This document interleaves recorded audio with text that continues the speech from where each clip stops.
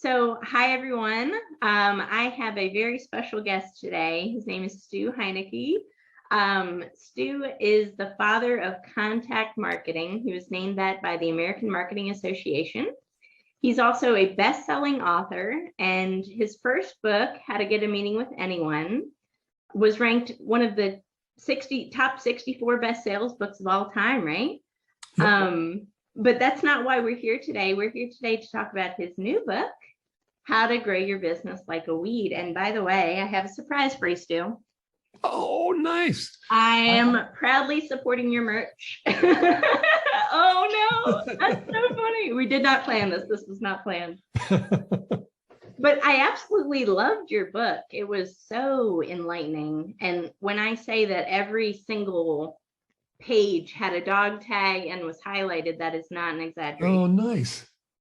Yeah. Very nice. Well, I love hearing that. I mean, I worked hard on it, but you never know. Yeah. You do your best, put it out there, and it's really great to hear that. Yeah. It was eye-opening for me because, I mean, now when I go outside in my garden, I curse you a little bit and I say, thanks, Stu, for all the weeds. But you look. I'm not responsible for putting them there, but. Well, but they do work for you, though. That's true. They are working for me. Yeah. But it changed my perspective on business as a whole. And what's interesting about weeds, I mean, you can apply weed strategy to any business, just so we're clear, any business, any size operation, any scope, really, right? I mean, weed strategy is business strategy. It's about growing anything. It's kind of the theory of everything about growing anything. It could actually even apply to countries. I mean, or projects, whatever. I mean, certainly companies, though. Yeah, it's interesting though. And so, I mean, let's just take any industry, and let's say one company out of an industry, they develop weed strategy. What happens? What happens with their competition, right? And how does developing weed strategy set that company apart from the rest? Well, I mean, like the obvious thing is they'll start growing pretty quickly. Right. But beyond that, well, weeds they're so interesting because they're very competitive. They're cutthroat, but they're also collaborative.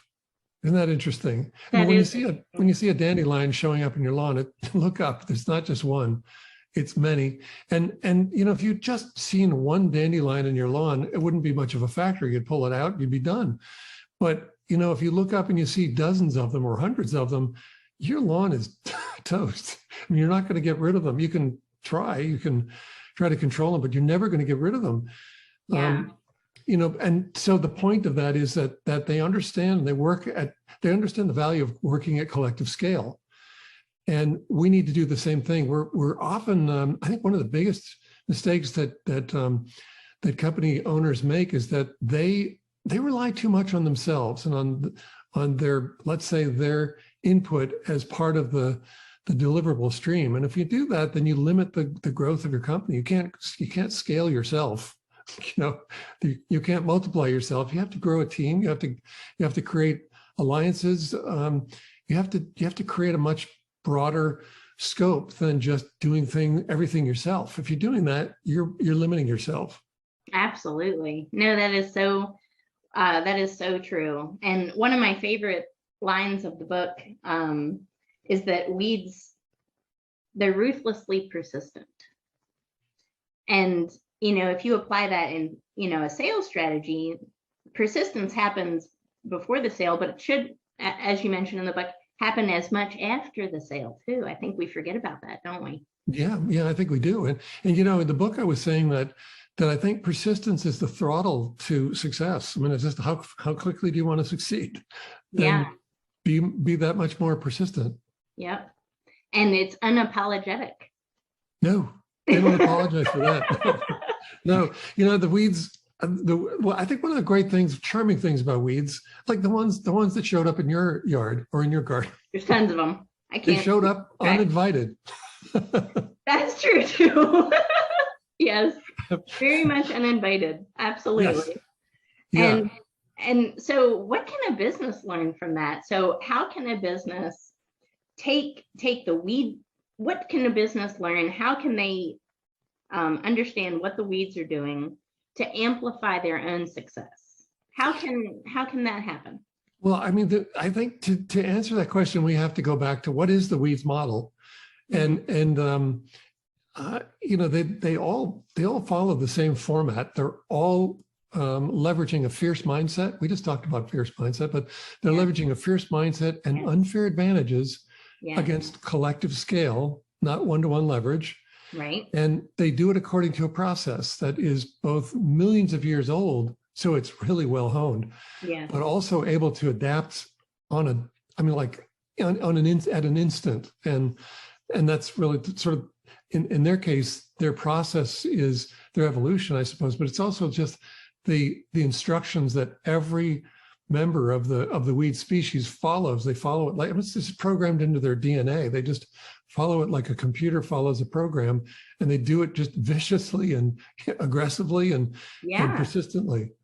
yeah. And I never thought about weeds like that. I don't think anybody has. I really admire your unique brain because I don't know if I would have ever driven on a highway and saw a weed in a crack, right, in concrete and say, you know what, I can learn a lesson from that. So Well, it's not an unusual sight. They're everywhere. They grow out of cracks everywhere, and certainly I drove by a lot of them or walked by a lot of them and didn't register. But that one time, you're talking about wow. the time that I was driving the freeway, and so Yeah. I was driving on the Santa Monica Freeway, and there's 6 lanes of traffic coming this way, 6 lanes going the other way, and then between there's a 40-foot wide concrete median. It's all concrete, and Yeah. it's no place for a plant to take root. But growing out of a crack in the median, as I sped by, I noticed this dandelion, and this time it did register. And I'm just thinking, wow, look at that thing. It's just running its process. It looks like it's happy doing it, but it's just running its process and sort of making its living out of a crack in the concrete. How impressive is that? Yeah. And if you think about it from business terms, I did. I was just thinking, man, I hope I live up to that example in my career and in my Wow. business. And that just set me on this path. What is it that weeds do that causes them to grow and expand and dominate space and defend their turf? What is it that's so special about them? Because it was significant that it wasn't an apple tree growing out of the crack, or let's say a petunia or any other polite plant.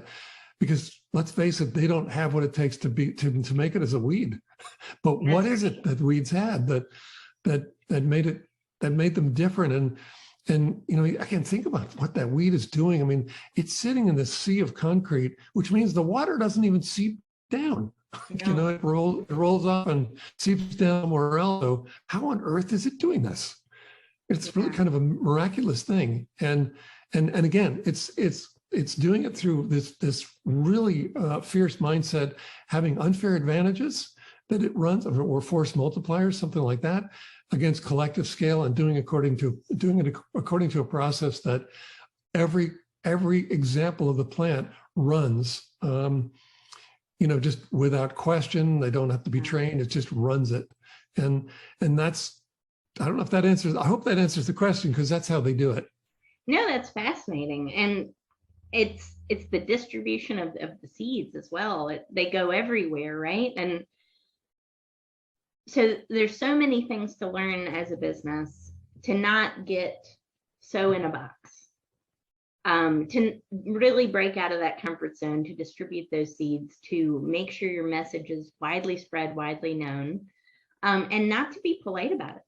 Be disruptive Yeah, that's true. and spread your seeds, spread your messages, get in front of as many people as you can with that message, and get on as many channels and avenues to spread that message, like we're doing right now, right?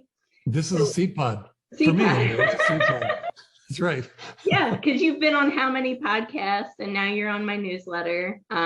So that's what it's all about, right? Yeah, yeah. Spreading those seeds, spreading those messages, getting your name out there. Yeah, I keep mentioning unfair advantages. I think unfair advantages are fascinating. And if you think about that same dandelion in the crack in the concrete, well, we know what dandelions do. They have those seeds that they're like, and they're aerodynamic miracles. They just fly around. They fly at the slightest touch of wind. Yeah. And so then they hold them up in that geodesic dome of a seed pod. So they give it maximal exposure. And then the seeds, they fly around, and they probe every possible opportunity to take root, which is why that one ended up in the crack. But any possible opportunity to take root.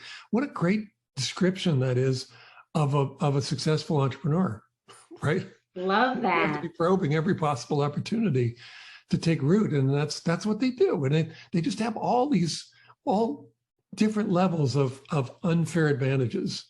Wow. That's so important, especially for entrepreneurs.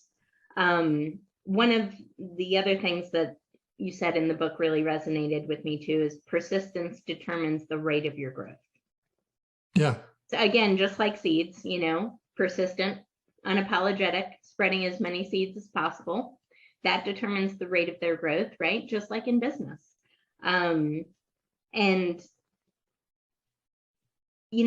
going back to your entrepreneur comment, something else you said in the book, successful people are those that have nothing to fall back on because they have no choice but to be aggressive and perseverant. I think that's probably true. And if you think about, there's something called the Immigrant Effect. I don't know if that's the official name for it, but immigrants who come to this country and say, wow, the opportunities here are incredible. Yeah. And so already they're coming from a different mindset than those of us who are born here and may take it for granted. But they see it and they just say, I'm hitting this as hard as I possibly can, and I will never let up. And as a result, a lot of them they do very, very well here. So that is true. It's sort of like the immigrant effect. You don't sit back. I mean, it's a very competitive world, so don't sit back. One of the things that I think might be interesting too is you were mentioning that they're aggressive and they show up with that. They're not apologetic, I should say, Right. about showing up and taking over. But another really cool thing about them, and sort of like the exact opposite of all that, but it's not. It really complements it, is that they're also great collaborators, and they know that collaboration is I don't know what they know, but certainly what's reflected in their strategy is that collaboration is the key to growth. Wow. So isn't that amazing? They're really competitive and they have unfair advantages, but they also love to collaborate. And that's so true in business. Yeah. It's so true. I mean, again, it blows my mind. When I say every page was dog tag, that's not an exaggeration. There was so much wisdom in every single chapter of the book. But the fact that they are good collaborators, that just gives us such a pause, such wisdom to learn from weeds. And another snippet that I loved is, brutal urgency, fearsome aggression, but nimble adaptability. That was another one of my favorite parts of the book. They're nimbly adaptable. So they can adapt to change. And I think as a business, that's one of the biggest hurdles, that any business can go through is, the saying, we're going to do this the same way because that's how it's always been done. That's the worst mindset you can have in business. It is a deadly mindset. Yeah. And you're not adaptable with that mindset, and you're actually slowly dying on the vine with that mindset. Yeah, I think one of the cool things about one of the many cool things about weeds is that they thrive in disrupted ground. I mean, that's your garden is disrupted ground. I'm sorry to say, but so our lawns are, farmland is. Anywhere that we go, we disrupt the land, and we invite we don't realize it, but we invite the weeds in. They thrive on disruption. Mm-hmm. They're one of nature's great disruptive forces, but they also build into their process that they're likely to be disrupted as well. And so they have strategies for dealing with that. And I think actually weed strategy is probably the perfect thing to use to address what we're headed into. I mean, I know that there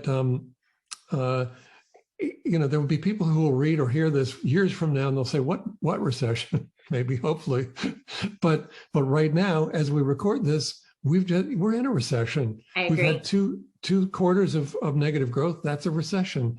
Yep. And weeds, I think, can help us really thrive when these recessionary times hit, and it has to do so much with adaptability.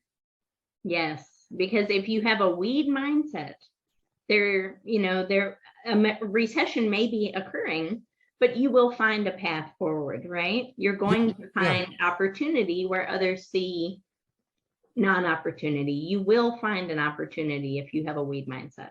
Yeah, you'll deal. One of the things that weeds tell us as well, I think, or would tell us if they could, is deal with what is, because that's what they do. They don't deal with, like, they don't let their emotions get in the way of anything. They don't. That dandelion in the freeway that I mentioned earlier, it surely wasn't thinking to itself, well, this really sucks. I ended up in the middle of a freeway. I really saw myself as living at the beach, and then like not running its process because it's depressed. It doesn't act like us at all.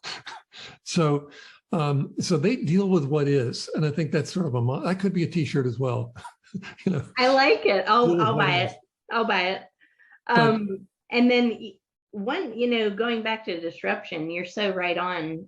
You think of Amazon, which you talk about in your book as well, and Amazon boomed during COVID, when so many businesses were going out of business, right, and so many businesses were shrinking.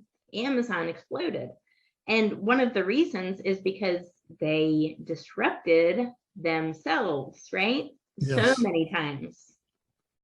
That's right. Yeah, they do something interesting. Well, you just said it, but they do something very interesting in that they regularly disrupt themselves. They have hackathons, and it's these brainstorming sessions, both internally and externally, to figure out, well, what happens if this happens? What happens if this happens? And so they're putting their evolution actually on the fast track, and discovering, well, so they were ready. They were perfectly positioned as well, but they were certainly ready for the pandemic, and wherein we ended up, doing most of our shopping through Amazon, and they were ready to take advantage of it. But they always are dealing with their own disruptions to figure out how they can push ahead, and it's a very, very effective strategy. Probably a really labor-intensive strategy or process, but it certainly served them well. They're part of a class of companies that did really well during the recession. Obviously, restaurants didn't do well. A lot of companies didn't, but restaurants, if they were dine-in restaurants, then they weren't going to do well. The ones that did well had, let's say, email lists. So they knew their customers. They had a way of reaching out to them and communicating with them. And if they were saying, well, okay, you're not going to come in and sit in our dining room anymore, but I know you still have to eat. So how can we best serve you? And the ones that adopted probably let's say mostly a takeout mode of operation, suddenly they found a new way to serve their clients' needs. And so those ones thrived. But then there are also these other companies, like you mentioned, Amazon, and Zoom is another one, Peloton. Nobody's going to go to the gym. They didn't want to go there and breathe common air. And Zoom was the way that we met face to face. And so there were certain companies that were just perfectly suited to that particular disruption. But it's kind of interesting is now Peloton, we're kind of, I'm not sure we're post-COVID, post-pandemic, but Peloton and Zoom have had some growing pains, and Peloton in particular has had growing pains. But Amazon, the company that keeps disrupting itself and learning from it and evolving, has just sailed right on through all this. Absolutely. Well, and one of the most important takeaways with Amazon in your book too, that I had never thought of, they are not afraid of failure. In fact, they want failure. They embrace failure, because didn't you say in your book that Yeah. if they're not failing, they're not trying enough. And I Yeah, that's never right. had thought about it like that. Yeah, and I think my favorite example really is Elon Musk. When you watch what he's doing, well, Yes. so the Falcon booster system, we're all used to these. We don't even think about it anymore. But the Falcon boosters go up, they deliver their payload, and they come back down and land propulsively. They land, and they get reused. And I think the record right now is that some of their boosters have been used 9 times. Wow. Well, thpreviously boosters went up and they fell into the ocean. It was a one-time use. Because of that, it made launches to space very, very, they're still very expensive, but it made it very expensive. And SpaceX was able to reduce that cost a lot by producing this new technology that never existed before, except in science fiction. And so if you watched their process, they were launching, and then the things that they'd be trying to land them, but they weren't landing. They were exploding on the pad. They were blowing up elsewhere. They would miss the pad. They just weren't working. And then suddenly they stuck the landing. And then because they kept learning from these failures. So suddenly now they taught themselves how to get these things to stick a landing. And then before you know it, it's like every landing sticks. Like it would be news if it didn't stick now. And then they were doing it on barges, moving, flowing, Wow. barges that are floating on the water and undulating with the waves. They were landing on those, and it was amazing to see. So, and now they're doing it with Starship, although it's slowed down. The FAA has interfered with their sort of rapid pace, but they'll be launching Starship into orbit shortly, and whether or not it works, they learn from every failure, and they're really fascinating to watch because that's what they do.